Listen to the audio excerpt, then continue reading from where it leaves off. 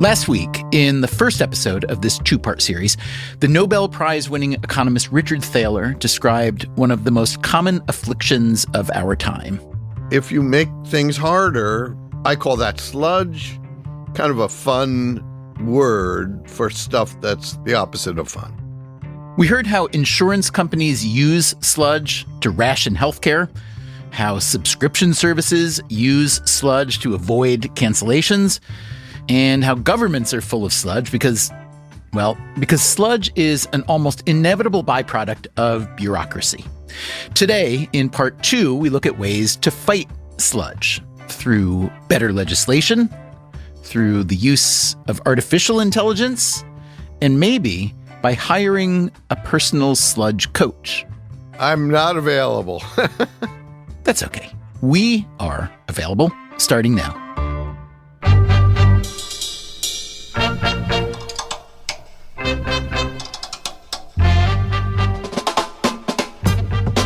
This is Freakonomics Radio, the podcast that explores the hidden side of everything, with your host, Stephen Dubner.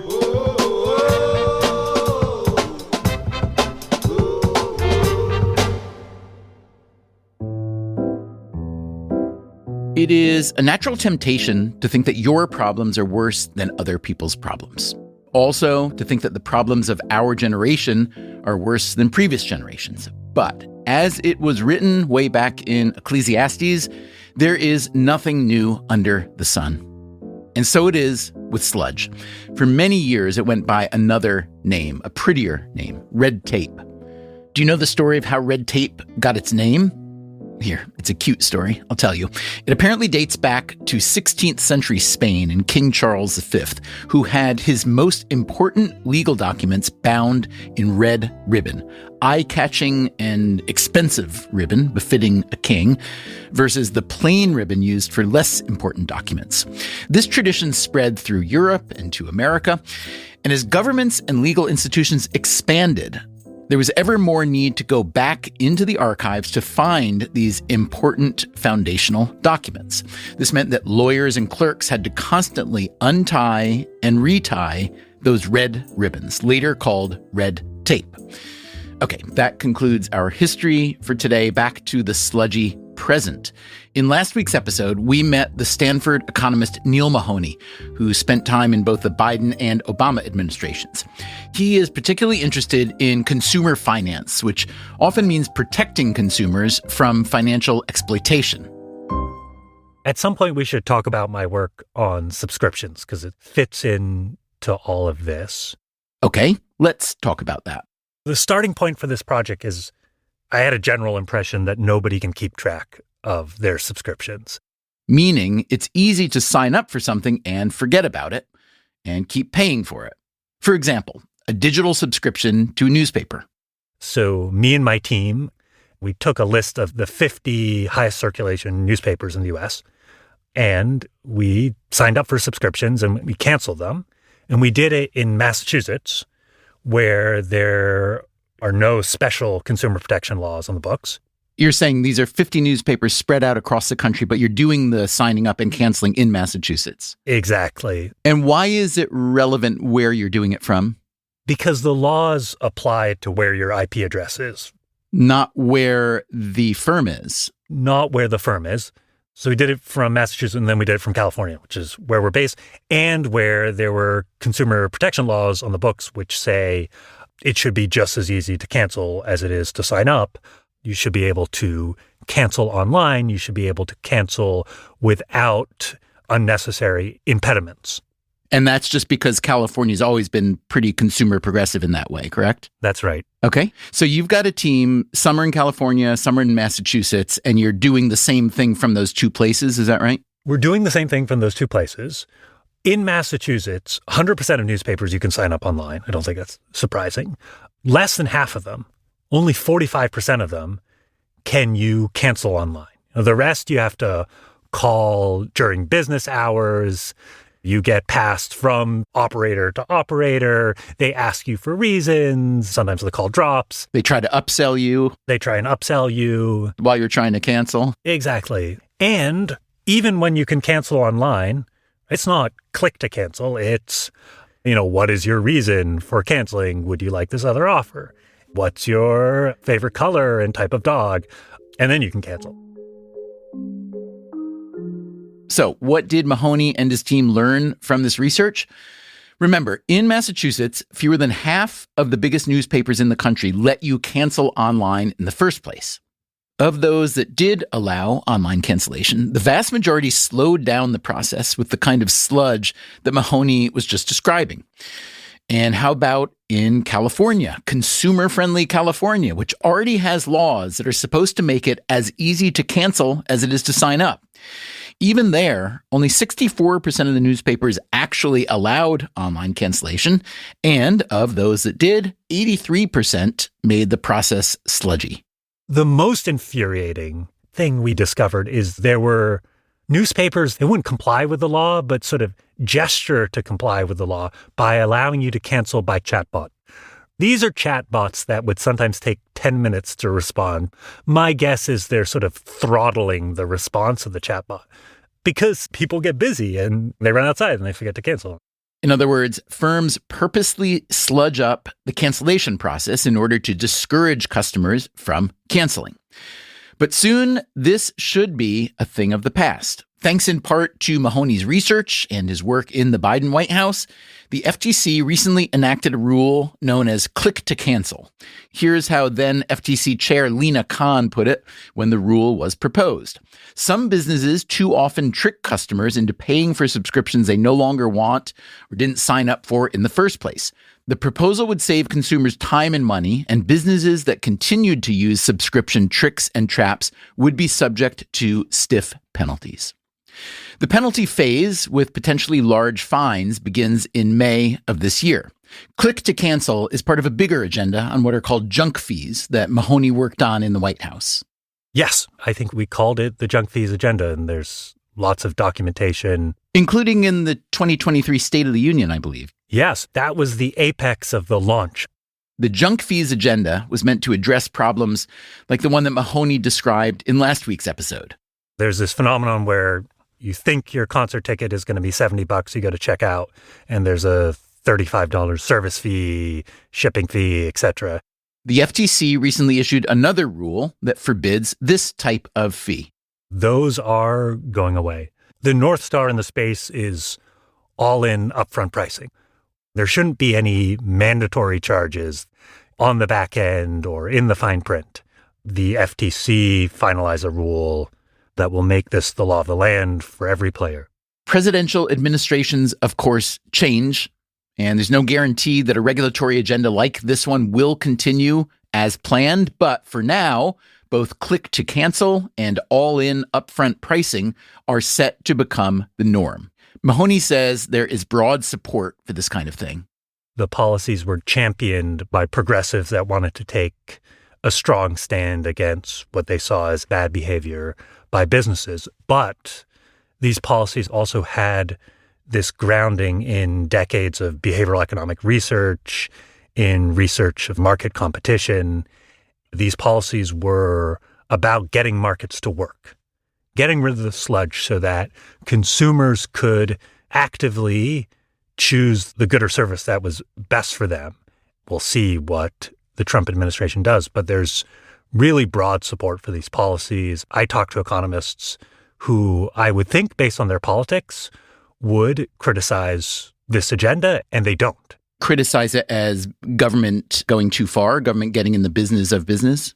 Exactly. They tend to be skeptical of regulation, but here's a place where they understand that we need regulation to make sure that firms are competing the way we want them to compete. For anyone who is anti-sludge, these junk fee rules are real victories. But if we're being honest, they are relatively tiny victories considering how much sludge there is in the world. Consider the U.S. healthcare system. We got into this a bit last week with Ben Handel, a healthcare economist at UC Berkeley. He told us that a lot of healthcare sludge is intentional, a way for insurance companies to ration care in order to profit maximize. He also described how sludgy it can be to simply figure out what is covered in the healthcare contract you're signing up for. And then once you're signed up, there's more sludge in trying to find a healthcare provider who actually has some availability to see you. So I went back to Handel and asked if he had any fixes in mind, any solutions. You could try to allow private firms to develop AI tools to help basically mine the insurance contract and then allow that to interact with consumer data in order to create this almost super decision maker.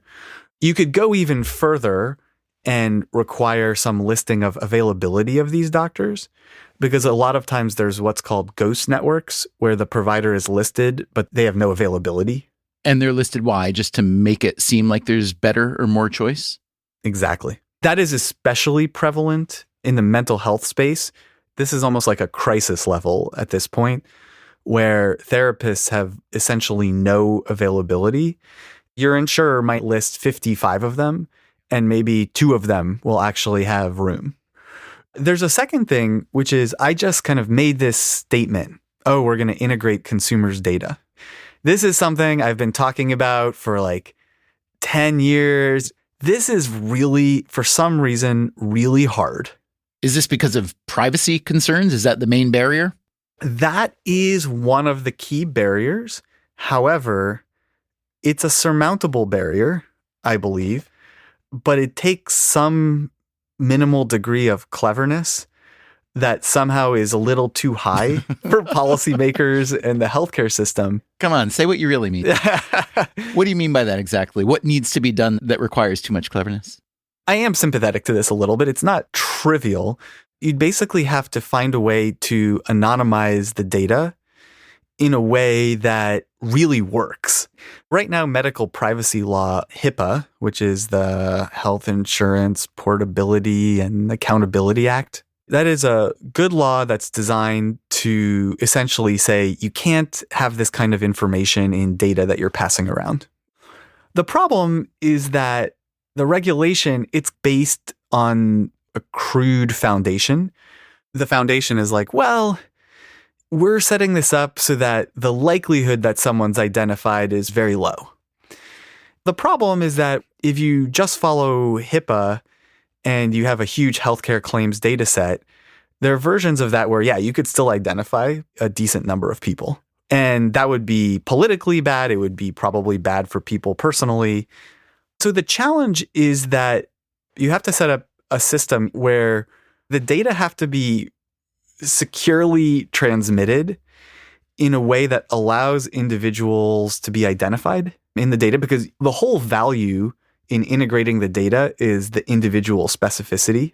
So if you don't have that, it won't work. But if you have that, then you're risking violating HIPAA. Exactly. It's kind of a regulatory problem. You basically want to have a firm or intermediary that hosts this privatized data, anonymized, so that an individual can go there and opt in and say, hey, I want you to use my privatized data. I want you to use that and tell me which plan is the best one financially, which one covers my doctors. If I have a need in this space, mental health, for example, and I check this box, are there 2 doctors available or 50 doctors available?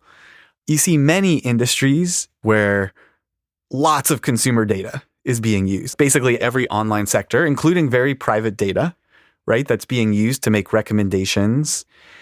This is possible to do. That's the way to say it.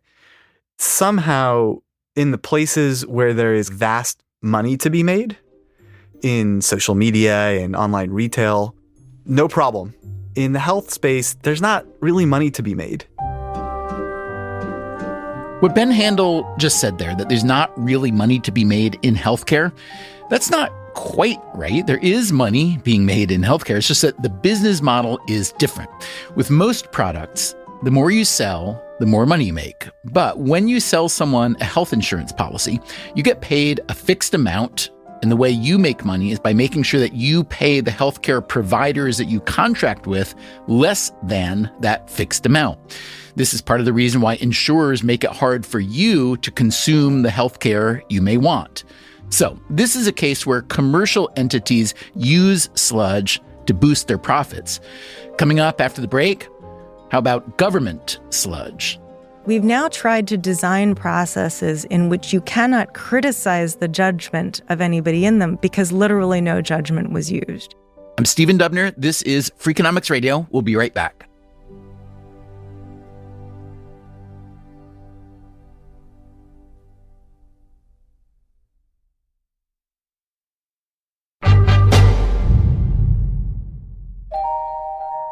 A little while back, we asked you, our listeners, to send in your personal sludge stories. Here's one from Paul Gabriel. Hey there. I'm a longtime federal employee, and applying for jobs is notoriously sludgy. I was applying for a position that required at least 2 semesters of physics, college-level physics, to qualify. I had it. One of them was called Physics 101, and the other was called Statics. It was an engineering course studying static loads on structures. I was deemed ineligible for this position because I did not have 2 years of physics. I emailed back and forth with the HR person for a long time, and they were pretty unmoved. I sent them the description of the course. I sent them a letter from the professor saying that this is indeed a physics course. Nothing. Finally, I got an email from the head of HR saying, we cannot count a statistics course as a physics course. This decision is final. You are ineligible. At that point, I just picked up the phone, gave her a call, said, listen, it's not statistics, statics. And what do you know, 20 minutes later, I was offered an interview and deemed eligible. You can usually make it work if you're willing to stand up and fight for yourself, but there's a lot of sludge to wade through.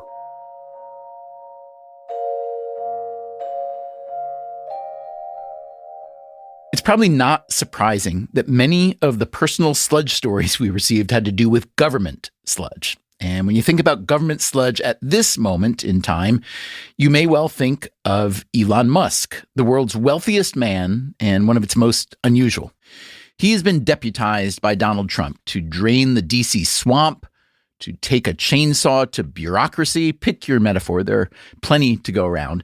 Musk runs a new entity called DOGE, the Department of Government Efficiency, which took over and renamed an existing entity called the USDS, or U.S. Digital Service. So we thought it'd be good to speak with one of the people who founded the USDS a little over 10 years ago under President Obama. I'm Jennifer Palka.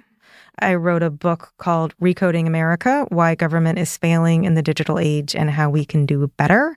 Palka no longer works in government, but she is usually adjacent.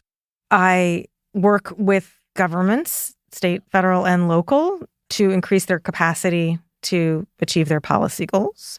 I founded a nonprofit that helps state and local governments do all that stuff. That nonprofit is called Code for America. Palka does some other things as well. I served on the Defense Innovation Board, trying to help the Defense Department be better. I do stuff like that. I write a lot. I write a Substack called Eating Policy. It was in 2014 that Palka co-founded the U.S. Digital Service.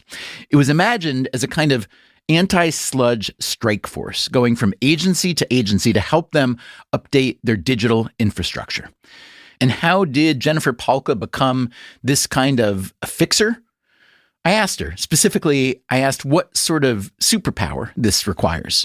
My superpower is translating between different languages, but not actual languages. Intra-English translation, you're saying? Yes, intra-English translation. The theme of my life is sitting at the boundary between things and being able to tell people on each side of the boundary what the other is talking about and helping them see it from the other person's perspective or community's perspective. So in the case of a government function, who would be the two parties that you're translating for? When I started Code for America, we had people who came in primarily from the tech industry. 2011 was our first year, so it was very much like the startup world.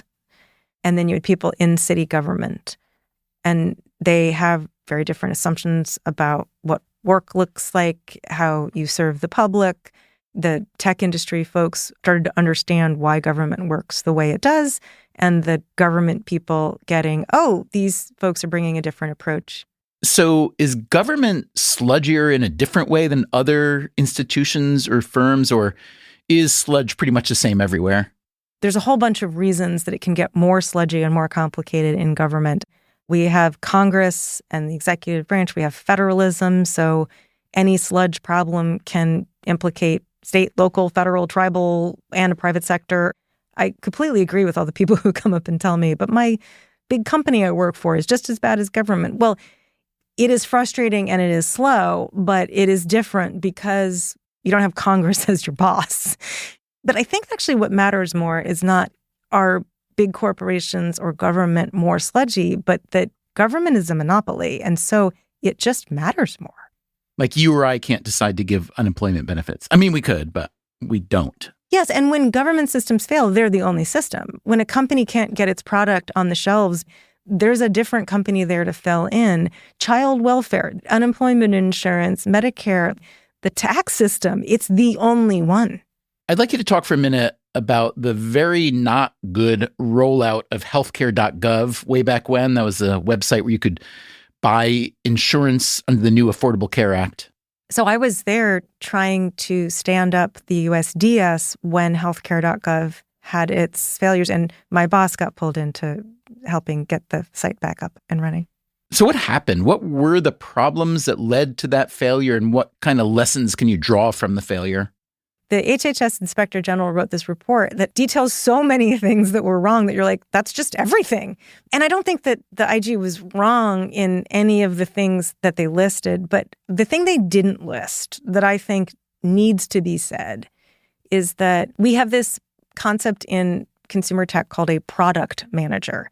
And it is always confused in government because it sounds like project manager. There are thousands of project managers in every department, agency, whatever. And until recently in government, there were 0 product managers. So what's the difference? Project management is the art of getting things done. And there's so much to do in government that we have amazing project managers and lots of them. But product management is the art of deciding what to do. Healthcare.gov just tried to do all the things. It didn't have somebody who was empowered to say, I don't think we can launch a system this complex that handles this many edge cases and have it work for everyone on day one. In Silicon Valley, you would never do that. It doesn't have to be Silicon Valley. Anywhere in the country that's launching technology that needs to work for people, that needs to be usable, scalable, and reliable, you just don't do that. You start with a small set of users who sort of help you work out the bugs, and then you add more. And then you add more. The people who did propose that at the time were told that it was illegal, that for equity concerns, you have to serve everyone equally. Well, we served no one for a while. And I think we need to have that idea of what is it that we're actually deciding to do, and then empower someone to make those choices instead of say, here are literally thousands of requirements and have them all work the first day that the site launches. I mean, it's, in retrospect, insane. And I wish that the IG had that language. But instead, they look at the different ways that the project management went wrong instead of questioning the whole assumption in the first place. In 2020, early in the COVID pandemic, Jennifer Palka was brought in by the state of California to help with a similar problem, a state-run website that was overwhelmed by applications for unemployment benefits. You had 10x, 15x spikes in the volume of applications for unemployment insurance. Every state developed a pretty big backlog, which is a real crisis because if you are 4 months into having no job and your unemployment check isn't there, you are running out of money to eat. It looks like just a problem of a computer system, but unemployment insurance dates back to the 1935 Social Security Act. What happens is that we add requirements and process and procedure and law and regulation every year to that program. It comes from the federal government, it comes from the state, it comes from the executive branch, the judicial branch, and the legislative branch. It's all additive and it's never subtractive. One commissioner of labor in New Jersey, Commissioner Asaro Angelo, when he was called up in front of the legislature to explain why they had a backlog, he brought the 7,119 pages of regulation that he's supposed to comply with, put them on the table, and said, it's a little hard. How do you address that without starting over? It's very hard because the incentives for legislators in particular is to add. We think we want elected leaders who are going to write bills. We think that's their job. I think their job is actually different. I think their job is to create the conditions under which government agencies can succeed. Changing incentives is very difficult and involves the public having a different view of what they want out of their electeds. But we now have large language models that can help us sort through those 7,119 pages. 5 years ago, if you said to a legislative assistant, your success is going to be doing something with that pile here, they literally couldn't. It's too complex to actually understand and then to rationalize and simplify. So if you set an LLM to work on those 7,000 plus pages of just New Jersey unemployment compensation regulations, I'm guessing it could do perfectly well at giving you a 3-page version, but I'm also guessing it would point out what are inherent contradictions that are unresolvable, yes? Yes. In a best case scenario, magic wand thought experiment, it would actually give you not only what the regulation should look like, but it would write the legislation that repeals the stuff that needs to be repealed. And just let's keep with this thought experiment. What if you, Jen Pahlka, had the ability and the permission? What do you think would be the result if you said, let's actually try this. Let's reduce the 10,000 pages of X regulations around whatever it is, voting registration or unemployment or clearing someone's felony conviction after marijuana is decriminalized, et cetera, and we can take those thousands of pages and turn it into a one-pager. Then we just need to take a step back, get rid of the stuff that's not working and that we can't agree on, and move forward in a streamlined way with the stuff that is working and or that we can agree on. Would that work? You need not just political will, but you need to counter the interests of the status quo.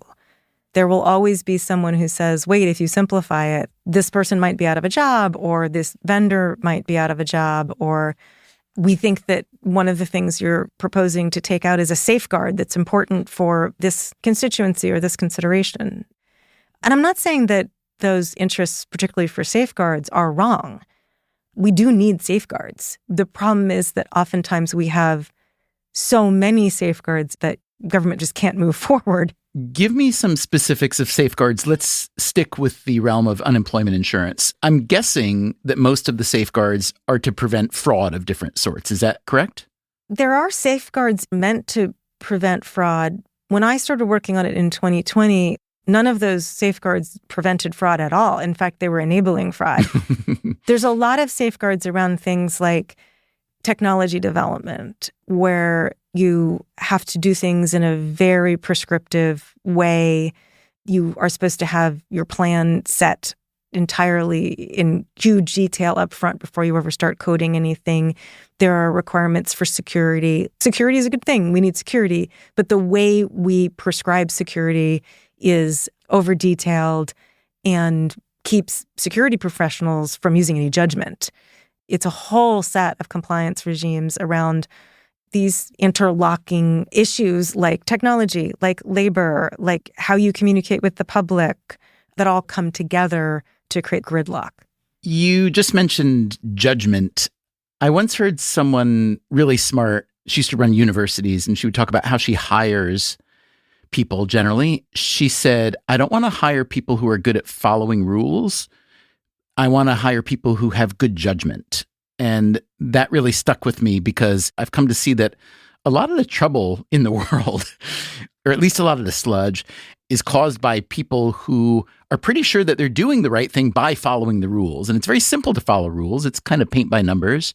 Do you agree or disagree with that? I think that in many government processes, they have gone so far towards just following rules, and for reasons that we should talk about, right? There's real incentives for that the public helps create. But we've now tried to design processes in which you cannot criticize the judgment of anybody in them because literally no judgment was used. And the outcomes of those systems are almost across the board poor. One thing that made me want to do this episode was trying to do something very simple with my bank that turned into a comedy of errors. I wanted to buy a CD. The rates were good. I had a little money. I bought the CD online in about 5 seconds. It was really easy because I'm logged into my bank. They know me. I know them. I bought the CD. And then when the CD was getting ready to expire, it was not so simple. I thought I would have the option to either re-enroll, roll it over, or just move the money back into checking or whatnot. And it turns out that no, I couldn't do that. I had to get on the phone with my banker. He said it would take about 20 minutes. I said, what are you talking about? Why? My first instinct was, well, this is the way companies like to work. They make it easy to buy and hard to sell, easy to subscribe, hard to unsubscribe. It turns out that he needed a lot of identity verification, which struck me as absurd because I was already identified. But he attributed it to government compliance laws, know your customer laws, and things like that.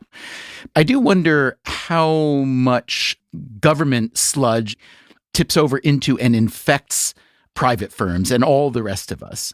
Companies are going to complain about that probably a little disproportionately to how much it really is government's fault. But it's certainly true that that happens, that sometimes government imposes regulations that it doesn't quite understand the implications of. And one thing I kind of want to insert in the dialogue is that it's really in how you design the implementation of those regulations that matters. From the government side or from the firm side? Well, both, right? There's a thing in consumer technology of just testing with users, and we don't do that. This is the thing I wish policymakers would do more of, and I've seen them do it recently. People are starting to pick this up where they say, okay, this is what we think the regulation needs to say. Now let's go show it to people and see what they heard, first of all, because very often they'll be like, but we didn't write that. And then what is it going to look like when it's actually hitting the user, so to speak, when it gets out in the real world? And then they can go, oh, I see. Because we said this, you have to do that. Oh, we can do that in a different way. That's part of what I mean by closing this policy implementation loop, is that if you can get out there and test it first, you will end up finding ways to make that same regulation less burdensome. The dialogue right now assumes this sort of one-to-one relationship, like this amount of regulation will be this amount of burden, when in fact, designing things thoughtfully and testing them thoroughly in the real world can mean a lot less burden on both the companies and the end user for the same kind of benefit of guardrail. So I hate to be impatient, and what you just described about policy implementation is plainly part of the solution, but I want more solution.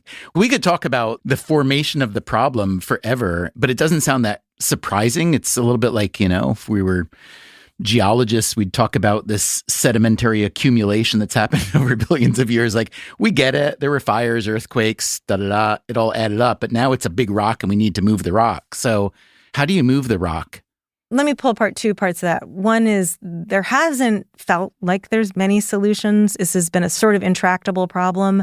But I think we're in a particular moment where the models are so broken and people are so frustrated that we have an opportunity. Plus, we have new tools at our disposal.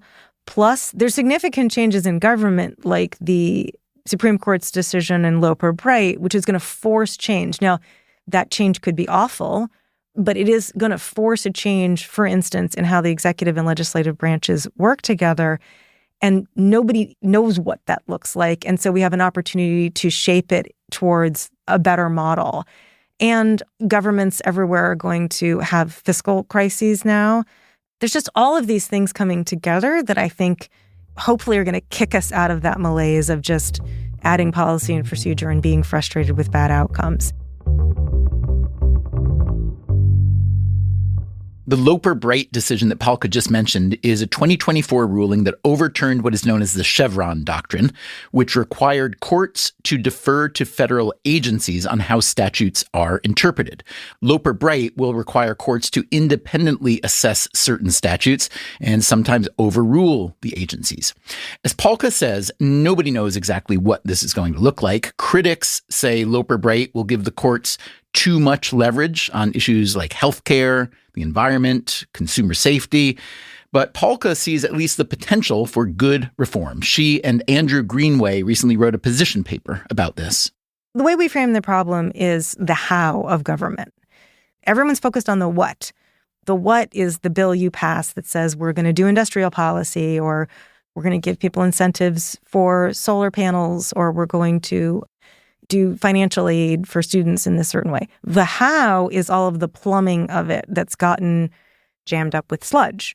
So if you want government that can actually achieve its policy goals, you have to have four things. You have to be able to hire the right people and fire the wrong ones. You have to reduce the procedural bloat or accretion that we talked about. You have to invest in digital and data infrastructure. And you have to close the loop between policy and implementation. For most people, once you pass the law, that's the end. For me, it's the start. So today we have this very linear waterfall process, and you don't have these feedback loops that you have in systems that work well. And so moving from that linear waterfall model to something in which we're constantly looping back to, wait, is this working as intended? What do we need to adjust? That fundamentally, more than anything else, is going to be the solution to this in my view. But it is a profound difference from what we have today. Coming up after the break, Jennifer Polka says that what government really needs is more go energy and less stop energy. And we circle back to Richard Thaler to borrow some of his go energy. I'm Stephen Dubner. This is Freakonomics Radio. We'll be right back.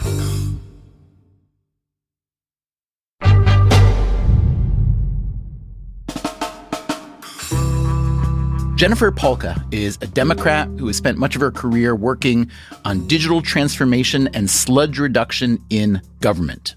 So, what does she think about the current Republican administration's approach under Elon Musk and DOGE? We spoke with Polka several weeks ago as DOGE was just getting started. And remember, DOGE took over the federal agency that Polka co-founded, the U.S. Digital Service, or USDS. If they come in and put a whole bunch more muscle behind the kind of digital transformation that USDSers have been doing and empower them to this cleaning out of the cruft and working with agencies to deliver better and faster, I have to support that. And what if on the to-do list is eliminate 30% of these government positions? What's your feeling about that as a first-order directive? That's not how I would do it. But I'm not in charge. The folks I voted for didn't try to do it. So we're going to get cuts that are deeper and probably more arbitrary than I would have liked.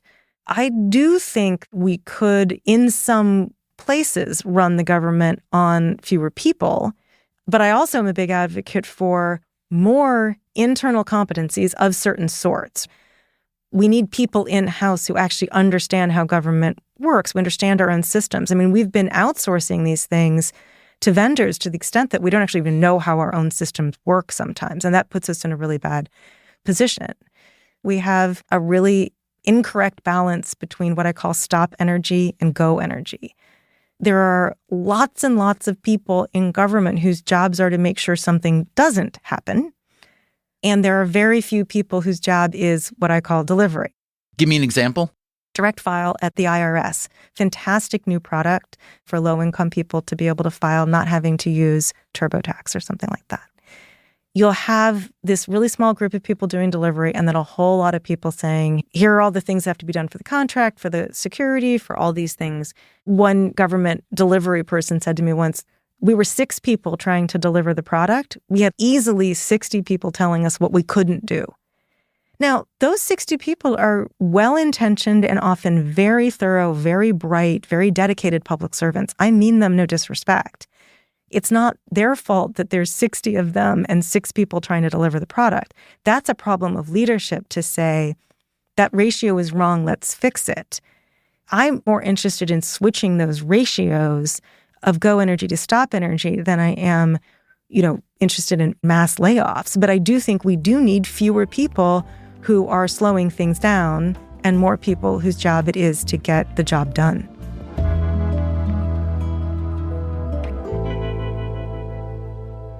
For some final thoughts on sludge elimination, I wanted to go back to Richard Thaler.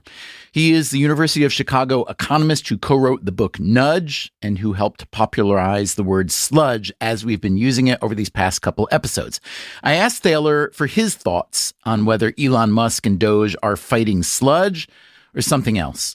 I haven't seen anything that would fall into the category of sludge reduction. I mean, how is getting rid of USAID reducing sludge? You can say, oh, we don't want to give money to poor people in foreign countries. I can understand somebody having that point of view, but it has nothing to do with efficiency. Right. Although when he sent some people into Treasury to theoretically streamline the payments system, I mean, streamlining the payment system out of Treasury would theoretically be an exercise in diluting sludge, wouldn't it? Absolutely. Look, when Elon bought Twitter, he fired 80% of their software engineers. And as far as I can tell, the site technically works better. You're saying 80% of the civil service should be fired? That's your statement here, Professor Thaler? I want to go on record as saying that I did not say that. But it's certainly the case that many parts of the government could be streamlined. Basically, every administration has talked waste, fraud, and abuse. I haven't heard of an administration that says, we want more waste, fraud, and abuse. No one's ever said that.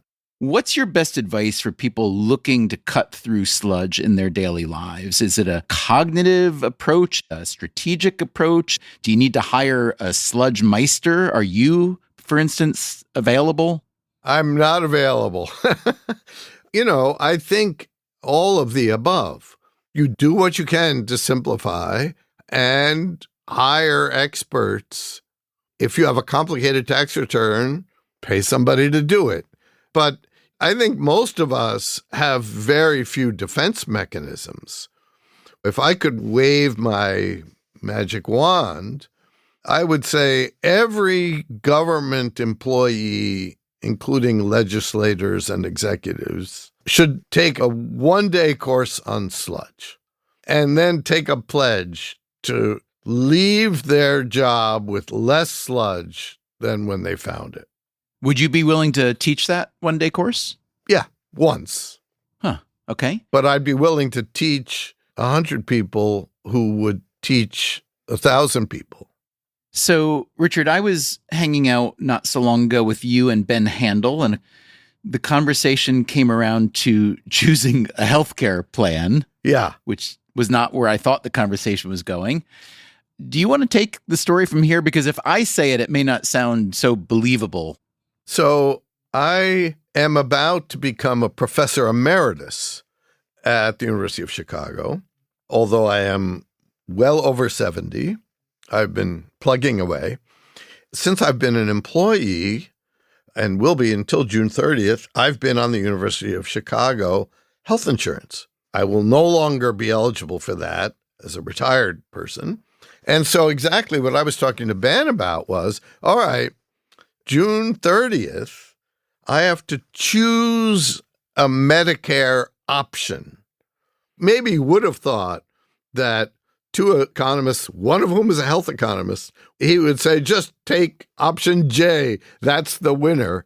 It wasn't as easy as that. In part, your choices are going to depend on where you're getting your health care, what kind of prescription drugs you're on, and what kinds of ills you have. It's a hard problem.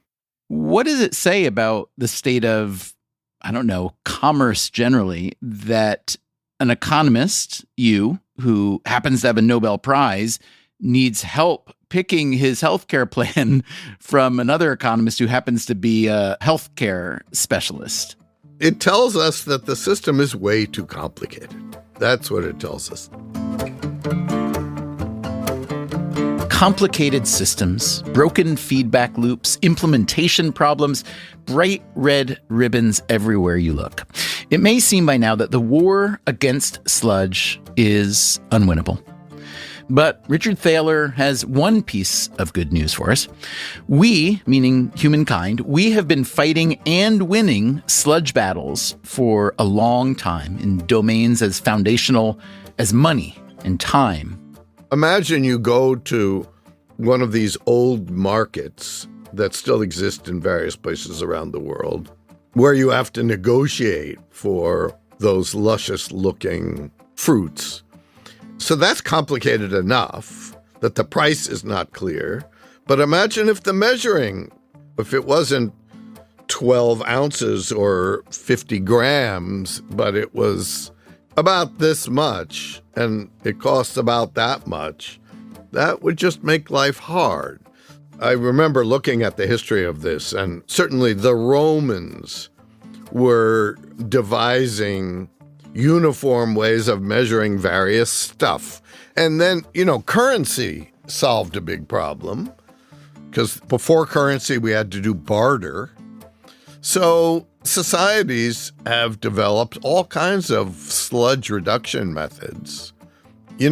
We all are on the same clock, and 99% of the world is on the same hour. You could imagine the perfect time zone for each place would vary every 100 miles by a couple minutes. But that would be horrific, horrible sludge. So we make some sacrifices. We do all kinds of stuff to make it easier to communicate and to make transactions. There is a moral to the sludge story that Thaler tells. We reduced sludge before, and we can do it again. Will we? I'd love to hear what you think. Our email is radio@freakonomics.com. Coming up next time on the show, we ask a simple but extremely tricky question. In a time of so much entertainment, so much digital and even virtual entertainment, how is live theater still alive? We're not a real business. We have hits, but in between those hits, we have 4 flops in a row. You've got to really love something if you're going to do it 8 times a week. One wrong decision, and you're dead and you don't know it. Are you trying to get me killed? That's next time on the show. Until then, take care of yourself. And if you can, someone else too. Freakonomics Radio is produced by Stitcher and Renbud Radio. You can find our entire archive on any podcast app, also at Freakonomics.com, where we publish transcripts and show notes. This episode was produced by Augusta Chapman. The Freakonomics Radio Network staff also includes Alina Kuhlman, Dalvin Abuaji, Eleanor Osborne, Ellen Frankman, Elsa Hernandez, Gabriel Roth, Greg Rippin, Jasmine Klinger, Jeremy Johnston, John Schnars, Morgan Levy, Neil Carruth, Sarah Lilly, Teo Jacobs, and Zach Lipinski. Our theme song is Mr. Fortune by the Hitchhikers, and our composer is Luis Guerra. As always, thanks for listening. The studio was described as notoriously difficult to find. Did it live up to its reputation? That was an understatement.